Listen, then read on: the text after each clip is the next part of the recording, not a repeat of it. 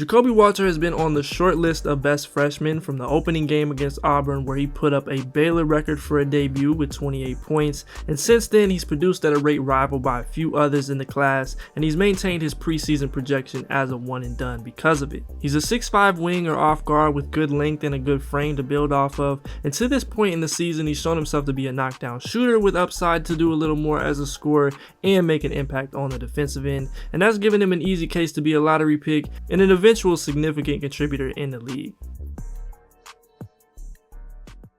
Now, Ja'Kobe has all the makings of a high-level NBA shooter, and he could very well end up the best this class has to offer. He's currently shooting over 40% from 3 on more than 5 attempts a game and about 45% off the catch, and his balance, footwork, and consistent mechanics have stood out throughout these 12 games. He's very good at moving along the perimeter and making himself available to his teammates, whether it's moving above the break and getting into it, being on time on shakeups or lifts out of the corner, or even some drifts into the corner from baseline drives. He's been effective here, and this is always an underrated piece to an off-ball scorer's game. But what always gets people excited is what Ja'Kobe has shown off movement. He's been very good running through different sets and coming off of pin downs, going either direction with ease, and the footwork and precision has all been there pretty consistently.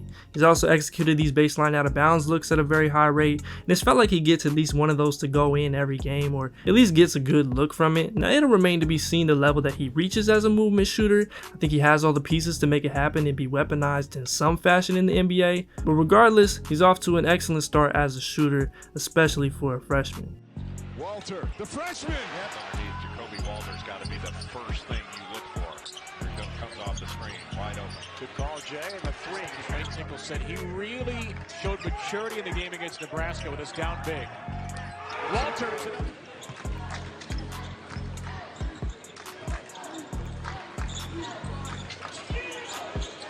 Jumper right. Difficult one, taken without really a pass. All the way across, Walter's three. That finds the bottom. Ball by Rule. Walter, fouled after hitting a three. Pass ahead to Ja'Kobe Walter, step back three. We'll talk more about Ja'Kobe's creation as a whole later on, but he profiles really well as that off-ball scorer and a guy that can get some good looks against shifted defenses on limited dribbles and run a little second side pick and roll, all to get to a pull-up and sometimes to the rim. He'll probably do more work as a cutter in the future, but some of that has been there. He's gotten to the free throw line at a high rate too, even with a good portion of that coming off the jumper. So though the splits aren't fully there, this is all stuff I think we see more of as the year progresses, even with some of those bigger questions that remain in him as a creator.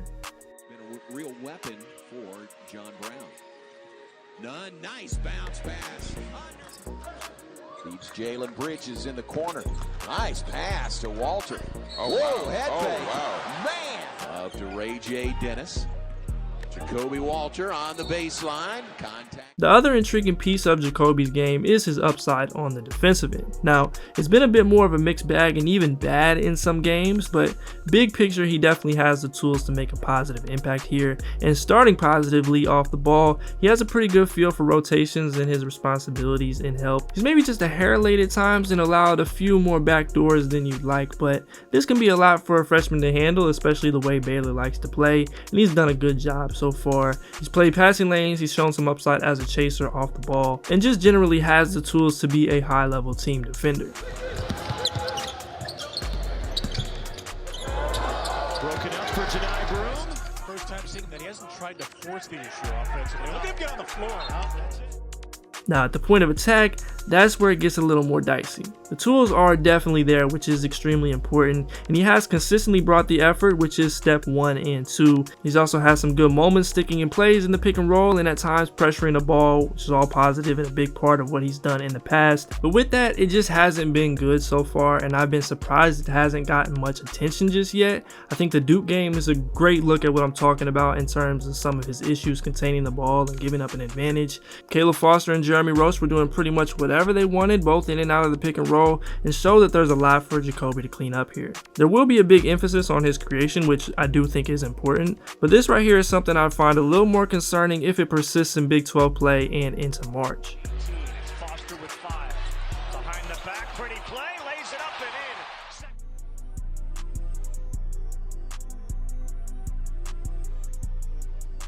in. Now, one of my biggest questions with Jacoby coming into the year was in his ability to create consistent good looks for himself, both off the dribble and at the rim, and that one still remains and is more relevant the higher in the draft we start talking. He's not the quickest or biggest separator, so it's made it tougher for him to turn the corner and create space consistently, and there's been some real tough looks in there.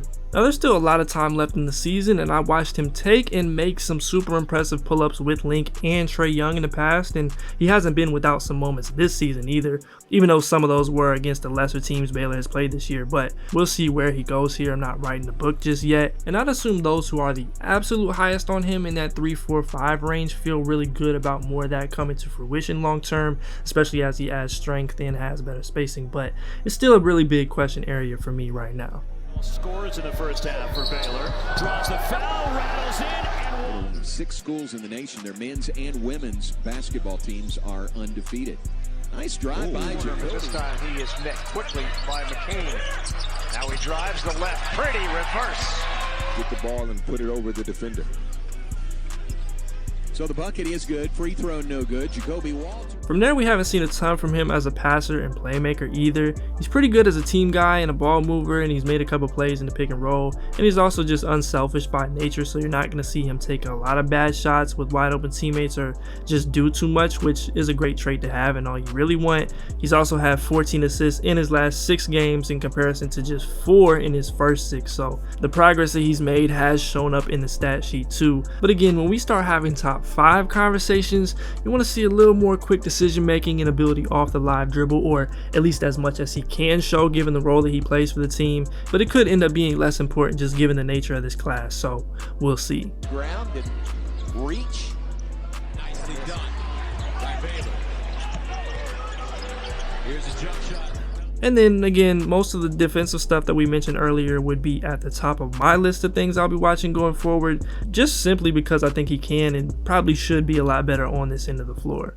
Now for Jacoby, there are a lot of good matchups left of the season as we get into Big 12 play. He's got KU, which is obviously one of the best teams in the country, also with another first round wing prospect in Kevin McCullough, who we know can really defend, so that's one that I've got highlighted. Houston is always one of the toughest games of the year for anyone, and I think their physicality and ball pressure will be good to see him against. Oklahoma has been on fire, and Otega Oweh specifically should be a good matchup for him the way that he's played. And then there's a handful of other teams and other solid wing matchups within this conference, and at least one of which that I plan on being at in person, so I'm excited for that.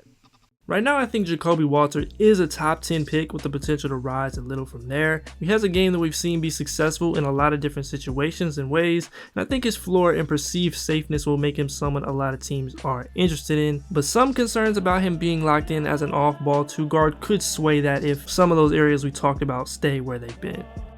If you enjoyed this video, please be sure to leave a like, subscribe if you are new, and leave a comment down below your thoughts on Jacoby's game and where you would take him or what team you want to take him in June. As always, I'm Keandre, this is HoopIntellect. Until next time, I'm out.